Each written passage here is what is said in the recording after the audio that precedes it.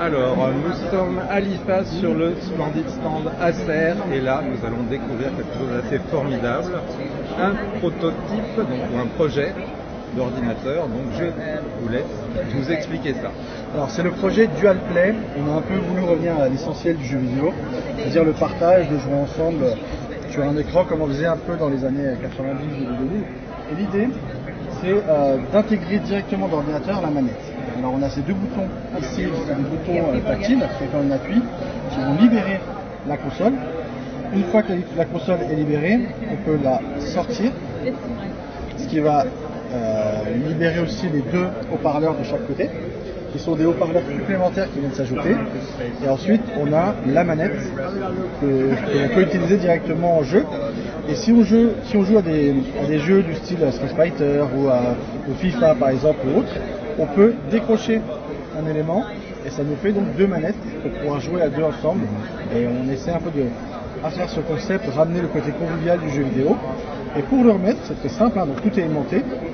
Et ensuite, on vient la réintégrer directement dans son espace. Et il suffit juste de refermer les haut-parleurs, c'est magnétique, c'est aimanté et ça se referme directement. Donc d'un côté c'est un trackpad quand il est là, dans son logement, voilà. Et de l'autre côté ça devient une manette. C'est ça. Donc c'est assez bluffant. Ouais. Donc là malheureusement c'est un prototype, c'est un projet, oui. Donc il faudra encore un peu de temps pour voir si ça voit le jour. On est en train de travailler sur ce concept qu'on présentera peut-être prochainement, mais c'est un concept sur lequel nos ingénieurs travaillent, en tout cas la volonté d'aller vers des machines un peu différentes et qui apportent aussi quelque chose de joueur. Il y a plusieurs joueurs, pas qu'un seul. Alors j'ai vu qu'un peu plus loin il y a aussi une petite merveille, donc si on peut y aller, hop. Est-ce qu'il y en a une de disponible? Bon, pour l'instant elles sont utilisées. Pour l'instant elles sont utilisées. Oui. Alors là nous sommes devant une console. Nous sommes devant la Blaze 7 qui est notre version portable du gaming sous la catégorie Nitro. Et là, par exemple, le jeton Rider qui fonctionne, sur lequel je vais aussi faire apparaître les FPS qui sont là. Et on voit que le jeu là fonctionne à 80 FPS. Et sur certaines scènes, là on approche des 100 FPS par exemple, donc c'est extrêmement fluide. On est sur un écran 144 Hz. Le processeur, on est sur la nouvelle architecture de processeur AMD 7080 qui est épaulé par une 780M. Et on est sur une machine avec 16 Go de RAM. Donc on est quand même sur un PC portable, on va dire entre guillemets, console portable suffisamment puissante pour faire tourner tous les jeux. Donc là, il faut bien se rendre compte que c'est un PC console portable, donc miniaturisé.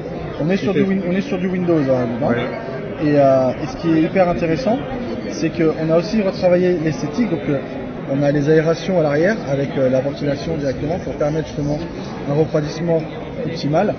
On a ajouté des petites intentions en termes d'ergonomie avec le port USB qui est au-dessus, mais qui est aussi en dessous, en ressources d'utilisation. On a la carte SD qui se situe ici. On a vraiment voulu l'éloigner au maximum de la ventilation pour éviter des problèmes de chauffe et de l'endommager. On a ici un capteur tactile qui nous permet justement de déverrouiller la console, volume plus et moins, et ici un bouton qui permet de passer d'un mode économique à un mode performance.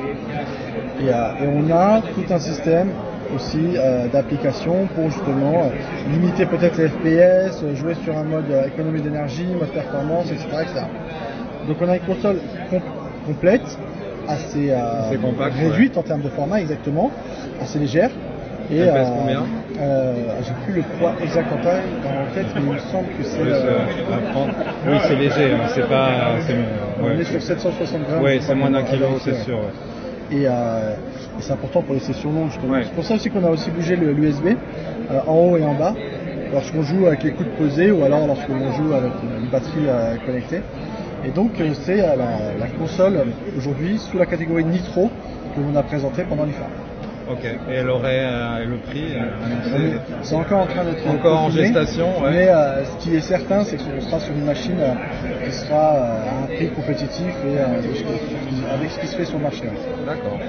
Très belle console portable, effectivement. Ok, merci beaucoup pour toutes ces précisions. Merci à vous, derrière, je vous en prie.